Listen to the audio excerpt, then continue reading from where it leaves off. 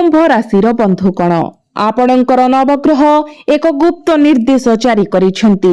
आज राति 1 आरंभ करी आपण जीवन रे 3टी पृथ्वी विध्वंसकारी घटना घटिबाकु जाउछि। आपणक आखिर तारा जहाको आपण सबुठारु प्रिय मने करंती आपणक ठारु दूरेई जिबाकु जाउछि।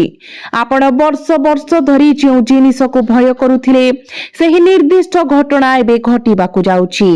कारण ग्रह नक्षत्र गुड़िक आपणक कुंडली रे ओलटा गति करबाकू आरंभ करिसेंती एवं आपणक जीवन आउ केबे पूर्व परि हेबो नाही। जेतेबेले आपण कोन हेबाकू जाउछि सुनिबे सेतेबेले आपणक पाद तळु माटी खसी जिवो। कारण मोर प्रिय बंधुगण आपणकर नवग्रह एवं आपणक जीवन रे एक विराट विप्लव सृष्टि करबाकू प्रस्तुत। आपणकर जीवन एक संपूर्ण नूतन नीति गनेबाकू जाउछि। संक्षेपरे एहाकू आपणकर द्वितीय जन्म बोली विवेचना करंतु एवं जेपरी आपण समस्ते जानंती मु संपूर्ण विश्वास सहित घोषणा करुछि जे एही 3टी घटना निश्चित भावरे आज राति 1 आरंभ करी आपणक जीवन रे घटिबो। मोर प्रिय बंधुगण देवी लक्ष्मी स्वयं तुम घर आड़कू जाउछंती। धनर देवता प्रभु कुबेर तुम घर को असीम धन रे परिपूर्ण करबाकू जाउछंती। ए सब घटुछि कारण तुम जीवन रे ग्रह मानकर ज्योति प्रकाश पाउछि। बहु वर्ष परे माता लक्ष्मी शेषरे तुम उपरे हसुछंती एवं ए सब केवल तुमर निजस्व कठिन परिश्रम एवं अध्यवसायर फलाफल। गत 5 वर्ष धरी तुमे अगणित लुह ढालिछ, तुमे अपार दारिद्र्य सह्य करिछ, तुमे प्रत्येक छोट छोट जिनिस पई गभीर भावरे कष्ट सहिछ एवं आग्रह प्रकाश करिछ। तुमे तुमर प्रत्येक स्वप्न को तुम आखि आगरे भांगी पड़िबार देखिछ। तुमे करिथिबा प्रत्येक प्रयास विनियोग करिथिबा प्रत्येक मुद्रा कठिन परिश्रम संपूर्ण भावरे नष्ट होई जाउथिबा देखिछ। तुमे करिथिबा प्रत्येक प्रयास विनियोग करिथिबा प्रत्येक मुद्रा कठिन परिश्रम संपूर्ण भावरे नष्ट होई जाइथिबा देखिछ। तुमे हुएत निजको भाबिथिल हुएत मोर भाग्य खराब, हुएत परमेश्वरक कृपा मो उपरे नाही, भाग्य निजे मो विरुद्ध रे षडयंत्र करुछि। कारण गत किछि वर्ष धरी तुम जीवन को जड़ित करिथिबा बड़ बड़ संकट कोनोसी साधारण परीक्षा नथिला। जदि कोनोसी साधारण व्यक्ति एपरि दुख सही थांते तेबे सेमाने निश्चित भावरे बहु पूर्वरु एही दुनिया छाड़ी जाई थांते। किंतु तुमे दृढ़ रहिल, तुमे साहसी रहिल, तुमे चरम परीक्षार सम्मुखीन होइथिल एवं तुमे एहाकू उड़ंता रंगरे उत्तीर्ण होइछ। तुमर 9टी नवग्रह आशीर्वाद एवं तुम उपरे प्रचुर परिमाण रे वर्षा करबाकू जाउछंती। तुमर पूर्व पुरुष, तुमर कुल देवता एवं रक्षक शेषरे तुम उपरे प्रसन्न। तुमर पूर्व पुरुष माने एबे तुम उपरे प्रसन्न अछंती। मोर बंधुगण देवी लक्ष्मी एवं भगवान कुबेरंकर आशीर्वाद तुम उपरे वृद्धि पाइब। एबे चेतावनीर एक शब्द मोर कथा ध्यान दे सुन, कारण एही सुजोग तुम जीवन रे निजे फेरी आसीछि एवं एपरि सुजोग तुम पाखको बारंबार आसीब नाही। तेणु तुमे वर्तमान 3टी निर्दिष्ट जिनिस ठारू दूर रे रहिबाकू पड़िबो। एही 3टी जिनिस कोन? जदि तुमे एही 3टी जिनिस निकट को जाओ, प्रथमटी हेउछि जणे महिला एवं जदि तुमे सेही महिलांकर निकटतर हुओ, जदि तुमे तांको सहित संपर्क स्थापन कर किंबा तुमे ताकू तुमर हृदय दियो तेबे तुमर समस्त संचित पुण्य, तुमर समस्त भल कर्म संपूर्ण नष्ट होइछिबो। वर्तमान तुम पक्षरे थिबा 9टी ग्रह तुम उपरे प्रसन्न माता लक्ष्मी एवं तुम उपरे तांकर कृपा वृष्टि करुथिबा प्रभु कुबेर समस्ते तुम विरुद्ध रे होइछिबे। तेणु मु जो निर्दिष्ट महिला विषय तुमको सतर्क कराउछि ताठारु निरापद दूरता बचाय रखिबा संपूर्ण भावरे तुमर सर्वोत्तम स्वास्थ्य, तांको सहित समस्त संपर्क छिन्न कर। द्वितीय कथा तुमर एक खराब अभ्यास एपरि एक अभ्यास जहाँ तुमे मरी जाउथिबा समय मध्य तुमर शेष निश्वास नेबा समय मध्य तुमे तुमर प्रियजनक विषय चिंता करिब। तुमे अन्यमानक विषय चिंता करिब, तुमे निज विषय चिंता करिब नाही। ए पर्यंत तुमर जीवन को विचार कर। धरिनेबा जे तुमर जीवन काल 40 वर्ष एवं तुमे सेही 40 वर्ष अतिक्रम कर सारिछ। तेबे मते कुह, एही 40 वर्ष मध्यरे तुमे निज पाई कोन करिछ? केवल कुह, तुमे केबे प्रकृत रे निज को खुशी करिछ कि? तुमे केबे निज पाई खुशी आनिबा पाई आवश्यकीय कार्य करिछ कि? तुमे एक विशेष स्वादिष्ट खाद्य लोभ करिछ? तुमे कोन प्रकृत रे ताहा खाइछ? तुमे तुमर समग्र जीवन निज इच्छा को दमन करी बंचिछ। तुमे पसंद करिथिबा पोशाकटी देखिल, किंतु तुमे ताहा किनिल नाही। तुमे भाबुथिल एहा टंका नष्ट हिब। तुमे प्रशंसा करिथिबा एक गाड़ी देखिल, किंतु तुमे ताहा किनिल नाही। तुमे भाबुथिल एहा एक अनावश्यक खर्च हेब। एही टंका मो परिवार एवं मोर भविष्यत पाई उपयोगी हेब। एही समस्त समय तुमे केवल तुमर प्रियजनक विषय चिंता करिछ। तुमे निज जीवन विषय संपूर्ण भावरे चिंता करिनाह, बरं तुमे 4 जन कोन कहिबे, समाज कोन कहिब, किंबा तुमर निज घरर लोक माने कोन कहिबे से विषय चिंतित। तुमे तुमर जीवनर अधारु अधिक समय निरंतर अन्य मानक विषय चिंता करी बिताइल। तुमे केबे गभीर भावरे प्रकृत रे खुशी नथिल। तुमे केवल तुम मुहरे हस पिंधिथिल, किंतु तुमे तुमर हृदय रे शेष थर पाई केबे आनंद अनुभव करिथिल? वर्ष वर्ष बीतीगला, तुमे केवल खुशी होइनाह। किंतु मते कुह, एते वर्ष धरी तुमे करिथिबा समस्त बलिदान पाई तुमे कोन पाइल? तुमे तुमर स्वप्न, तुमर हस एवं तुमर व्यक्तिगत आवेग को बलिदान देइछ। जो प्रियजन मानक पाई तुमे निजर स्वर को चापी देइथिल एवं आवश्यकता बिना चली जाइथिल, सेमाने केबे तुमको किछि देइथिले कि? किछि नुह। तुमर पुआ माने किंबा परिवारर अन्य सदस्य माने मध्य तुमको प्रतिबदल रे किछि देइ नाहंती, बरं सेमाने केवल आहुरी दाबी एवं प्रश्न उठाइछंती। तुम प्रति सेमानंकर आशा केवल बढ़िछि एवं सेमाने तुम प्रति असंतुष्ट अछंती। तुमे सेमानंक पाई बहुत किछि करिछ, तथापि सेमाने तुम उपरे खुशी कि? टिके भी नुहे। तेबे तुमे एही भ्रम जाल रे काहेकि फसी रहिछ? अति कम रे निज पाई टिके बंचिबा आरंभ कर।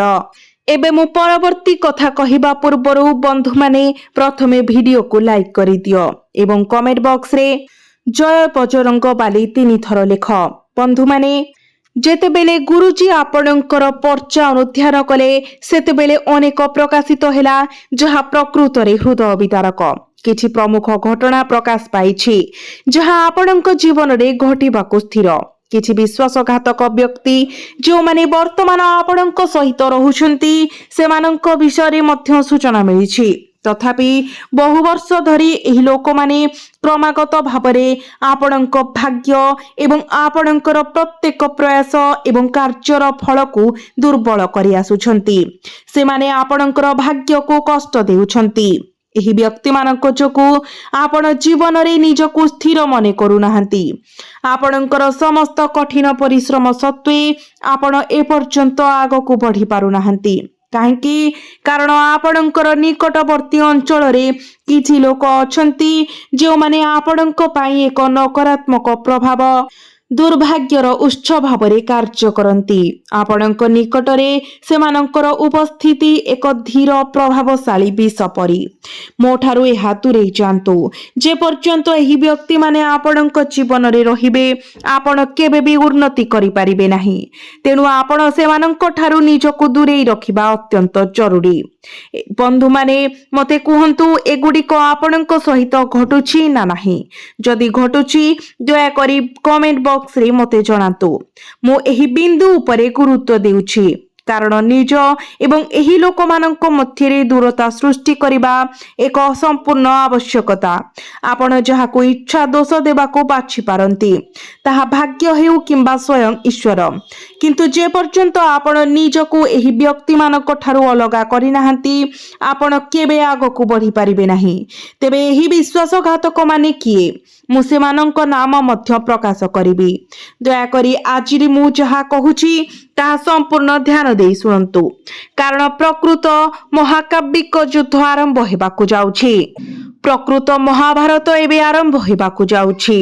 राहु तुम उपरे हसुछंती एवं जेतेबेले राहु कोनोसी व्यक्ति उपरे तांकर अनुग्रह प्रदान करिछंती सेही व्यक्तिंकर भाग्य संपूर्ण भावरे परिवर्तन होइछि। सेमाने रंकरु राजा होइछंती, सेमाने रास्तारु राजप्रसाद को उठिछंती एवं ताहा मध्य आखि पिछुलाके मात्र किछि दिन मध्यरे। बंधुगण एसबु एबे तुम सहित मध्य घटिबाकु जाउछि। तुमे एते धन अर्जन करिब, एते आशीर्वाद पाइब एवं एपरि सांसारिक सुख अनुभव करिब जे तुमे निजे भाबुथिब हे भगवान तुमे मो उपरे एते अपार कृपा कि परिवृष्टि कर। तुमे प्रकृतरे एथिरे आश्चर्य हेबाकु बाध्य हेब। तथापि गोटिए कथा मने रखंतु, जेतेबेले जगत आमको दिए, जेतेबेले एही सृष्टि एही ब्रह्मांड आम जीवन रे खुशी आने, सेतेबेले प्रायतः आमर निजर भूल सेही आगामी आशीर्वाद को हातरु खसाई दिए। यह आमर निजर मूर्खता, आमर निजर भूल कार्य। आमे एपरि समय किछि भूल करिथाउ जहा ब्रह्मांडीय शक्ति गुडी को असंतुष्ट करे, जहा द्वारा निकटतर देवी लक्ष्मी मुह फेराई नियंती। बंधु माने अतीतरे आपणको प्रायतः सुजोग दिया जाइछि, तथापि आपण प्रायतः भूल करिछंती, किंतु वर्तमान आपणको सेही भूल गुडी को पुनरावृत्ति करिबा उचित नुहे। आपणको कोन करिबारु बंचिबा उचित। वर्तमानर समय विशेष भावरे नाजुक बंधु माने, कारण आमे वर्तमान नवरात्रि समय जाउछु। ग्रह गुड़िक तीव्र शक्ति द्वारा वर्तमान वर्णित एक समय। जदि आपण एही समय मध्यरे कोनोसी भूल करंती तेबे क्षमा पाई कोनोसी सुजोग रहिबो नाही। शुक्र जीए हेउछंती धनर कारक ग्रह। आपणक कुंडली रे शुक्र केउ घरे अछंती ताहा देखि केउ कार्य किंबा प्रयास रेखा आपणको गुरुत्वपूर्ण धन संग्रह करिबाकु सक्षम करिबो ताहा सठिक भाବରେ निर्णय करि पारिबे। प्रथम परिस्थिति विषय विचार करंतु। प्रथम घरे शुक्र, जदि आपण शुक्रंक प्रभाव को सुदृढ़ करिबाकु चाहंती किंबा जदि शुक्र आपणको कुंडली रो प्रथम भाବରେ अछंती तेबे आपण संपूर्ण भाବରେ निजर प्रयास द्वारा धन सृष्टि करि पारिबे। बहुत कम परिश्रम रे टंका रोजगार करिबा आरंभ करिबे। आपण एक स्वतंत्र आभा, एक शक्तिशाली तेज विकिरण करिबे। आपण आपणक चारि पाखर लोकंक मध्यरे निज पई एक अनन्य स्थान सृष्टि करि पारिबे। निजर स्वतंत्र परिचय एवं प्रतिष्ठा स्थापन करि पारिबे। आपण लोकंक हृदय रे एक स्वतंत्र स्थान खोली पारिबे। आपण धन एवं संपत्तिर सुख सहित घरोई सुख एवं पारिवारिक सुखर आनंद पाइबे। तेणु शुक्रंकर प्रभाव को सुदृढ़ करने अत्यंत गुरुत्वपूर्ण। तेबे तुमे शुक्रं को किपरि सुदृढ़ करि पारिबो मु तुमको कहिबी। तुमे निज शरीर रे रूपा पिंधिबा आरंभ कर, हाथ रे रूपार कंकण पिंधिबा आरंभ कर। विश्वास कर तुमर शुक्र बहुत शीघ्र सुदृढ़ हेबे एवं देवी लक्ष्मींकर आशीर्वाद तुम्हें पाइबा आरंभ करिब। तथापि सतर्क रुह। आगामी 7 दिन रे एक बड़ विपर्यय हठात अप्रत्याशित भावरे तुमर द्वार रे आघात करि पारे। यह एक संकट हेब जहा तुम जीवन रे वर्तमान उपस्थित समस्त खुशी को ग्रहण करिब। तुमे सेही एक दुर्भाग्य, सेही निर्दिष्ट घटना किंबा सेही निर्दिष्ट समस्या द्वारा निजको संपूर्ण भावरे ग्रास करिब। एही विपर्यय तुमर निजर किछि भूल जोगु सृष्टि हेब। तुमे एक त्रुटि करिपार किंबा एपरि कार्य करिपार जहा तुम जीवन रे एही असुविधा को निमंत्रण करिब। एक समस्या जहा तुमको दीर्घ समय पाई कष्ट देब। यह तुमर शांति हरण करिब। तेणु एही परिस्थिति रे तुमको जेकोसी भूल कार्य रे लिप्त हेबारु कठिन भावरे निवृत्त रहिबाको पड़िबो। बहुत ध्यान देई सुन। जदि दुई जन झगड़ा करुछंती एवं आपण ताहा देखुछंती तेबे सेमानंक मध्यरे हस्तक्षेप करिबार भूल करंतु नाही, नचेत समस्या सहजरे आपणक उपरे प्रतिफलित होई पारे। तेणु आपणकर कथावार्ता एवं शब्द चयन उपरे विशेष ध्यान दियंतु। ग्रह क्रमानुसार जुक्ति तर्क किंबा झगड़ार संभावना अधिक रहुछि। जानवाहन चलाइबा बेले अत्यंत सतर्कता अवलंबन करंतु। एही समय आपणको बारंबार कोर्ट एवं आईनगत कार्यालय द्वारस्थ हेबाको पड़ी पारे। आपण दीर्घ समय धरी आपणकर कष्ट अर्जित टंका हराई पारंती एवं आपणको आपणकर मानसिक शांति को मध्य बलिदान देबाको पड़ी पारे। बंधु माने मने रखंतु, परवर्ती कथा हेउची जे जदि आपणको आपणकर घर किंबा परिवार संपर्क रे कोनोसी निष्पत्ति नेबाको पड़े तेबे अत्यंत सतर्कतार सहित ताहा करंतु। आपणक पक्षरु एक छोट भूल आपणक समग्र परिवार को संपूर्ण अस्थिर करि पारे।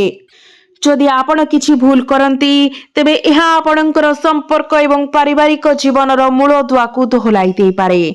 फाट सृष्टि होई पारे, जुक्ति तर्क होई पारे, द्वंद्व सृष्टि होई पारे एवं संपर्क भांगी मध्य पारे। एही समस्त जिनिस आपणकर समग्र जीवन उपरे क्षतिकारक प्रभाव पकाइबो। आपणकर वाणिज्य, चाकरी, काम एवं आपणकर व्यावसायिक प्रयास को प्रभावित करिबो। तेणु एही किछि गुरुत्वपूर्ण बिंदु जहाको आपणको दृढ़ भावरे मने रखिबाको पड़िबो। एगुड़िक किछि भूल जहा आपणको संपूर्ण भावरे एड़ाइबा उचित, नचेत आपण गंभीर समस्यार सम्मुखीन हेबे। आपणक जीवन रे एक बड़ विपर्जय आसी पारे। दीर्घ समय धरी आपण मु एबे कोन करिबी किंबा मो जीवन रे कोन हेबो भली प्रश्न उपरे निजको जंत्रणा देई पारंती। एपरि एक भयंकर परिस्थिति सृष्टि होई पारे। एहार समाधान पाई आपणको निजर टंका मध्य खर्च करिबाको पड़ी पारे। आपण आपणकर शांति एवं आराम हराई पारंती। राति रे गभीर सोइबार क्षमता मध्य विपदरे पड़ी पारे। एपरि परिस्थिति रे आपणको अत्यंत सतर्कता अवलंबन करिबाको पड़िबो। जदि आमे प्रकृत मनर शांति विषय रे कहूछु एहा हासिल करा जाई पारिबो, किंतु किपरि? एही गोटिए कथा मने रखंतु, जड़े व्यक्ति जेते धन जमा कले मध्य जदि से एक शांतिपूर्ण रातिर निद्रा उपभोग करि परिबे नाही तेबे सेही धन संपूर्ण अर्थहीन। एहार कोनोसी मूल्य नाही। जदि आपणकर बैंक अकाउंट रे लक्ष लक्ष किंबा कोटी कोटी टंका जमा अछि, जदि आपणक पाखरे लक्ष लक्ष टंकार संपत्ति अछि तथापि आपण राति रे भलरे सोई पारु नाहंती तेबे एहा कोन लाभ? सेही धनर विपरीत भावरे जदि आपणकर विपुल संपत्ति नाही, जदि आपण केवल साधारण जीवन बंचुछंती किंतु राति रे गभीर निद्रा रे सोई पारुछंती तेबे आपण वास्तव रे जणे धनी व्यक्ति। जड़े व्यक्ति अति कम रे एते धन उपार्जन करिबा उचित जे से सेमानंकर सबुठारु अंधकारमय कष्टकर दिन गुड़िकरे सेमानंकु समर्थन करि पारिबो। अन्य केही तांको सहित छिडा हुंतु कि नाही, सेमानंकर धन अति कम रे निश्चित भावरे सेमानंकर दृढ़ साथी होई रहिबो। तेनु बंधुगण एही कथा को दृढ़ भावरे मने रखंतु। वर्तमान परवर्ती कथा को बहुत ध्यान सहित सुनंतु। एही समय आपणको अधिक कथा कहिबारु निवृत्त रहिबाको पड़िबो। अत्यधिक कथावार्ता रे लिप्त हुंतु नाही। आपणको केवल नीरव रहिबाको पड़िबो एवं आपणकर काम एवं व्यवसाय उपरे आपणकर ध्यान केंद्रित करिबाको पड़िबो। घर पारिवारिक जीवन रे खुशी रहिबाको चेष्टा करंतु। आपण जेते अधिक कथा हेबे आपणक जीवन रे किछि भूल हेबार संभावना सेते अधिक रहिबो। आपणकर जीवनर प्रतिकूल परिस्थिति सृष्टि हेबार संभावना सेते अधिक रहिबो। तेणु नीरवता को बजाय रखंतु। जेतेबेले आपण नीरव रहिबाको बाछंती एवं केवल आपणकर कर्तव्य पालन जारी रखंती आपण निजको पूर्व अपेक्षा बहुत अधिक सुनिबाको एवं पर्यवेक्षण करिबाको सक्षम हेबे। सर्वदा गोटिए कथा मने रखंतु, एही आगामी समय तुम ठारू केवल गोटिए जिनिस दाबी करे एवं ताहा हेउची धैर्य। प्रकृत रे जदि तुमर कोनसी कार्य आशा करा जायथिबा समय सीमा मध्यरे समाप्त हेउ नाही तेबे केवल एहा प्रति धैर्य बजाय रखंतु। ଧୈର୍ଯ୍ୟ ହେଉଛି ବର୍ତ୍ତମାନ ତୁମର ସବୁଠାରୁ ବଡ଼ ସମ୍ପତ୍ତି। ଯଦି ତୁମେ ଧୈର୍ଯ୍ୟ ବଜାୟ ରଖ, ତେବେ ଶେଷରେ ତୁମେ ଯାହା ଚାହୁଁଛ ତାହା ପାଇବ। କାରଣ ଯଦି ତୁମେ ଶୀଘ୍ର କାର୍ଯ୍ୟ କର, ମୋର ବନ୍ଧୁମାନେ, ତୁମର ସମସ୍ତ ପ୍ରୟାସ ଭବିଷ୍ୟତରେ ଭୁଲ ହୋଇଯିବ।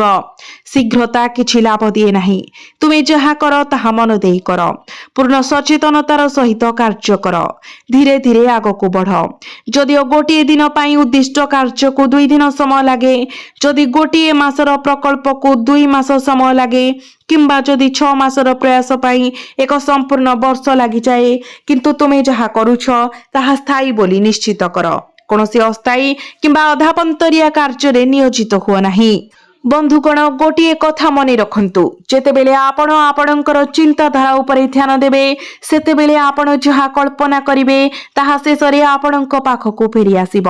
ଆପଣ ଯାହା ଭାବିବାକୁ ବାଛନ୍ତି ତାହା ହୃଦୟରୁ ଆସିବାକୁ ଦିଅନ୍ତୁ। ଆପଣ ଯାହା ଉପରେ ପ୍ରକୃତରେ ବିଶ୍ୱାସ କରନ୍ତି ତାହା ହିଁ ଆପଣଙ୍କ ଜୀବନରେ ପ୍ରକାଶିତ ହେବ। କିନ୍ତୁ ଯଦି ଆପଣ ନିଜକୁ ଗଭୀର ଭାବରେ ବିଶ୍ୱାସ କରନ୍ତି ଯେ ଆପଣଙ୍କ ପାଖରେ କିଛି ନାହିଁ, ଆପଣ କିଛି ହାସଲ କରିବାକୁ ଅସମର୍ଥ, କିମ୍ବା ଭଲ ସମୟ କେବେ ଆସିବ ନାହିଁ, ତେବେ ତାହା ହିଁ ଘଟିବ। ବିପରୀତ ଭାବରେ, ଯଦି ଆପଣ ଏକ ଘର ନିର୍ମାଣ କରିବାକୁ ମନ ସ୍ଥିର କରିଛନ୍ତି, ସେହି ଘର ବହୁତ ଶୀଘ୍ର ନିର୍ମିତ ହେବ। ଆପଣ ଆପଣଙ୍କ ମନରେ ନିରନ୍ତର ଯେଉଁ ଦୃଢ଼ୋକ୍ତିକୁ ପୁନରାବୃତ୍ତି କରନ୍ତି ତାହା ଶେଷରେ ସଫଳ ହୁଏ। ତେଣୁ ଆପଣଙ୍କର ଇଚ୍ଛାକୁ ଦୃଢ଼ୋକ୍ତି କରି ଚାଲନ୍ତୁ। କେବଳ ଆପଣଙ୍କ ହୃଦୟ ଭିତରେ ଅଟଳ ବିଶ୍ୱାସ ବଜାୟ ରଖନ୍ତୁ। ଦେଖନ୍ତୁ, ଏହି ସମୟ ମଧ୍ୟରେ ଯେତେବେଳେ ଆପଣଙ୍କର ଆୟ ବୃଦ୍ଧି ପାଇବ, ଆପଣଙ୍କର ଖର୍ଚ୍ଚ ମଧ୍ୟ ବଢ଼ିବାର ସମ୍ଭାବନା ଅଛି। ଯଦି ଆପଣ ଏକ ଯାନ କିମ୍ବା ଇଲେକ୍ଟ୍ରୋନିକ୍ ଉପକରଣ କିଣିବାକୁ ଯୋଜନା କରୁଛନ୍ତି, ତେବେ ଆପଣ ନିଶ୍ଚିତ ଭାବରେ ଏହାକୁ କ୍ରୟ କରିବାକୁ ସକ୍ଷମ ହେବେ, ଯଦିଓ ଏଥିରେ ବହୁତ ଖର୍ଚ୍ଚ ହେବ। ଯଦି ଆପଣ ପୂର୍ବରୁ କୌଣସି ସ୍ଥାନରେ ଟଙ୍କା ନିବେଶ କରିଛନ୍ତି, ତେବେ ଆପଣ ସେହି ନିବେଶରେ ଉତ୍କୃଷ୍ଟ ଲାଭ ପାଇବାର ଆଶା କରିପାରିବେ। ଆପଣ ଯଥେଷ୍ଟ ଲାଭ ଅର୍ଜନ କରିବେ। ବନ୍ଧୁଗଣ, ନିଶ୍ଚିତ ରୁହନ୍ତୁ ଯେ ଏହି ଆଗାମୀ ସପ୍ତାହରେ ଆପଣ ଆପଣଙ୍କର ବ୍ୟବସାୟ ପ୍ରୟାସରେ ଏକ ପ୍ରମୁଖ ସହଭାଗିତା କିମ୍ବା ଭୂମିକା ସୁରକ୍ଷିତ କରିବାକୁ ଯାଉଛନ୍ତି। ଆପଣ ଯେକୌଣସି ପଦକ୍ଷେପ ନେବେ, ସତର୍କତାର ସହିତ ତାହା ନିଅନ୍ତୁ। ଆପଣଙ୍କ ପାଇଁ ଗୁରୁତ୍ୱପୂର୍ଣ୍ଣ ପରିବର୍ତ୍ତନ ଆସୁଛି। ଆପଣଙ୍କୁ ନୂତନ ପ୍ରକଳ୍ପ ପ୍ରଦାନ କରାଯିବ ଏବଂ ନୂତନ ଦାୟିତ୍ୱ ଆପଣଙ୍କ ପାଖକୁ ଆସିବ। ତଥାପି ସତର୍କ ରୁହନ୍ତୁ। ଆପଣ ଯେତେ ଦାୟିତ୍ୱ ପୂରଣ କରିବାକୁ ପ୍ରକୃତରେ ସକ୍ଷମ, କେବଳ ସେତିକି ଗ୍ରହଣ କରନ୍ତୁ। ଏହି ସମୟରେ ଆପଣ ଭଗବାନ ଭୋଳାନାଥଙ୍କ ପୂଜାରେ ନିଜକୁ ଉତ୍ସର୍ଗ କରନ୍ତୁ। ବଜରଙ୍ଗବାଲୀଙ୍କ ପୂଜାରେ ନିଜକୁ ଉତ୍ସର୍ଗ କରନ୍ତୁ। ଆପଣଙ୍କୁ କିଛି ନିର୍ଦ୍ଦିଷ୍ଟ ସତର୍କତା ଅବଲମ୍ବନ କରିବାକୁ ପଡ଼ିବ। ଆପଣଙ୍କର ଗୁପ୍ତ ଶତ୍ରୁମାନେ ବର୍ତ୍ତମାନ ସକ୍ରିୟ ଅଛନ୍ତି, ଯେଉଁମାନେ ଆପଣଙ୍କ ବିରୁଦ୍ଧରେ ଗୁପ୍ତ ବିଶ୍ୱାସଘାତକତା ପୋଷଣ କରନ୍ତି। ସେମାନେ ସମ୍ଭାବ୍ୟ ଭାବରେ ଆପଣଙ୍କର କ୍ଷତି କରିପାରନ୍ତି। ତେଣୁ ଆପଣଙ୍କର ଚିନ୍ତାଧାରା, ଧାରଣା କିମ୍ବା ଯୋଜନା କାହାକୁ ପ୍ରକାଶ କରନ୍ତୁ ନାହିଁ। ଆପଣ ଆପଣଙ୍କର ଜୀବନର କିଛି ମୂଲ୍ୟବାନ ବିବରଣୀ ଏପରି ଲୋକଙ୍କୁ ଦେଇପାରନ୍ତି ଯାହାକୁ ଆପଣ ନିଜର ବୋଲି ଭାବନ୍ତି। ତଥାପି ଆପଣ ପ୍ରକୃତରେ ଜାଣିପାରିବେ ନାହିଁ ଯେ ସେହି ବ୍ୟକ୍ତିମାନେ ପ୍ରକୃତରେ ଆପଣଙ୍କ ପ୍ରତି ବିଶ୍ୱସ୍ତ କି ନୁହେଁ। ଯଦି ଆପଣଙ୍କୁ କୌଣସି ଆଇନଗତ ଦଲିଲରେ ସ୍ୱାକ୍ଷର କରିବାକୁ ପଡ଼େ, ତେବେ ଅତ୍ୟନ୍ତ ସତର୍କତାର ସହିତ ଆଗକୁ ବଢ଼ନ୍ତୁ। କୌଣସି କାର୍ଯ୍ୟ କରିବା ପୂର୍ବରୁ ସବୁକିଛି ଭଲ ଭାବରେ ପଢ଼ନ୍ତୁ, କାରଣ ଆପଣଙ୍କର ନିକଟତର କେହି ବ୍ୟକ୍ତି ଆପଣଙ୍କ ବିରୁଦ୍ଧରେ ପ୍ରତାରଣା, ଚତୁରତା କିମ୍ବା ଠକେଇରେ ଲିପ୍ତ ହୋଇପାରନ୍ତି। ଆପଣଙ୍କ ପିଲାମାନଙ୍କ କାର୍ଯ୍ୟକଳାପ ଉପରେ ଧ୍ୟାନ ଦିଅନ୍ତୁ। ସବୁବେଳେ ସେମାନଙ୍କ ଉପରେ ସତର୍କ ନଜର ରଖନ୍ତୁ। ଆପଣଙ୍କର ପିଲାମାନେ, ଆପଣଙ୍କର ସନ୍ତାନ ସନ୍ତତି ଖରାପ ହୋଇଯାଇପାରନ୍ତି, ଯାହା ଆପଣଙ୍କୁ ବହୁତ କ୍ଷତି ପହଞ୍ଚାଇପାରେ। ଏହା ଆପଣଙ୍କର ସମ୍ମାନକୁ ବିପଦରେ ପକାଇପାରେ, ସମାଜରେ ଆପଣଙ୍କର ପଦ ପ୍ରତିଷ୍ଠାକୁ ନଷ୍ଟ କରିପାରେ। ଏହା ବ୍ୟତୀତ ଆପଣ ଆର୍ଥିକ କ୍ଷତି ସହିପାରନ୍ତି ଏବଂ ନିଜକୁ ଆଇନଗତ ବିବାଦ, କୋର୍ଟ କାର୍ଯ୍ୟରେ ଫସି ପାରିବାର ଦେଖନ୍ତି, ଜେଲ୍ ଦଣ୍ଡର ସମ୍ମୁଖୀନ ହୋଇପାରନ୍ତି। ଅନ୍ୟ ଏକ କଥାରେ, ମୁଁ ଆପଣଙ୍କୁ ପରାମର୍ଶ ଦେଉଛି ଯେ ଏହି ସମୟ ମଧ୍ୟରେ ଆପଣ ଯଥାସମ୍ଭବ ହଳଦିଆ ରଙ୍ଗର ପୋଷାକ ପିନ୍ଧିବା ଉଚିତ। ଯେତେବେଳେ ସମ୍ଭବ ହଳଦିଆ ରଙ୍ଗ ପିନ୍ଧିବାକୁ ଚେଷ୍ଟା କରନ୍ତୁ। ଏହି ରଙ୍ଗ ଆପଣଙ୍କ ପାଇଁ ଅତ୍ୟନ୍ତ ଶୁଭ ସାବ୍ୟସ୍ତ ହେବ ଏବଂ ଆପଣଙ୍କ ଗ୍ରହ କ୍ରମରେ ସନ୍ତୁଳନ ଆଣିବାରେ ସାହାଯ୍ୟ କରିବ। ଯଦି ଆପଣ କିଛି ଗୁରୁତ୍ୱପୂର୍ଣ୍ଣ କାର୍ଯ୍ୟ କରିବାକୁ ଯାଉଛନ୍ତି, ତେବେ ବାହାରକୁ ଯିବା ସମୟରେ ହଳଦିଆ ପୋଷାକ ପିନ୍ଧିବାକୁ ନିଶ୍ଚିତ କରନ୍ତୁ। ଏହା ସହିତ ଓସ୍ତ ଗଛ ମୂଳେ ଆପଣ ଦୀପ ଜାଳନ୍ତୁ। ବିଶେଷ କରି ଶନିବାର ଦିନ ଓସ୍ତ ଗଛ ମୂଳରେ ସୋରିଷ ତେଲର ଦୀପ ଜାଳନ୍ତୁ ଏବଂ ମଙ୍ଗଳବାର ଦିନ ହନୁମାନ ଚାଳିଶା ପାଠ କରନ୍ତୁ। କେବଳ ଏହି ଦୁଇଟି ପ୍ରତିକାର ଆପଣଙ୍କ ପାଇଁ ଯଥେଷ୍ଟ ହେବ। ଏହା ବ୍ୟତୀତ ଆପଣଙ୍କର ପଡ଼ୋଶୀ କିମ୍ବା କର୍ମକ୍ଷେତ୍ରରେ ହେଉନା କାହିଁକି ନିଷ୍କ୍ରିୟ କିମ୍ବା ଅଯଥା ଯୁକ୍ତି ତର୍କ କରିବାରୁ ଦୂରେଇ ରୁହ। ଅନ୍ୟମାନଙ୍କ ସହିତ ଯୁକ୍ତି ତର୍କ କରିବାରୁ ନିବୃତ୍ତ ରୁହ ଏବଂ ଆତ୍ମସଂଯମ ରକ୍ଷା କର। ସତର୍କ ରୁହ ଯେ ଆପଣଙ୍କର ଶତ୍ରୁ କିମ୍ବା ଦୁର୍ଭାବନାପୂର୍ଣ୍ଣ ବ୍ୟକ୍ତିମାନେ ଯେମିତି ଆପଣଙ୍କୁ କ୍ଷତି ନ ପହଞ୍ଚାଇ ପାରନ୍ତି। ଆପଣ ମିଥ୍ୟା ଅଭିଯୋଗର ସମ୍ମୁଖୀନ ହୋଇପାରନ୍ତି ଏବଂ ଆପଣଙ୍କୁ ଗୁଜବରୁ ନିଜକୁ ରକ୍ଷା କରିବା ପାଇଁ ପଦକ୍ଷେପ ନେବା ଉଚିତ। ସେଥିପାଇଁ ଯଦି ଆପଣ ଜଣେ ପୁରୁଷ ତେବେ ମହିଳାଙ୍କ ଠାରୁ ସତର୍କତା ଅବଲମ୍ବନ କରନ୍ତୁ। ଏହି ମାସରେ ମହିଳାଙ୍କ ସହିତ ଆପଣଙ୍କର ପାରସ୍ପରିକ କ୍ରିୟାରେ ଯଥାସମ୍ଭବ ସତର୍କ ରୁହନ୍ତୁ। ଯଦି ଆପଣଙ୍କର ଜଣେ ମହିଳା ବନ୍ଧୁ କିମ୍ବା ଜଣେ ମହିଳା ପରିଚିତ ଅଛନ୍ତି ତେବେ ତାଙ୍କ ପାଖରେ ମଧ୍ୟ ସତର୍କତା ଅବଲମ୍ବନ କରନ୍ତୁ। ଏହା ସହିତ ଏହି ସମୟରେ ଦାନ, ଆଧ୍ୟାତ୍ମିକ ଏବଂ ଧାର୍ମିକ ପ୍ରୟାସରେ ଅଧିକ ଆଗ୍ରହ ସୃଷ୍ଟି କରନ୍ତୁ। ଆପଣଙ୍କ ପାଇଁ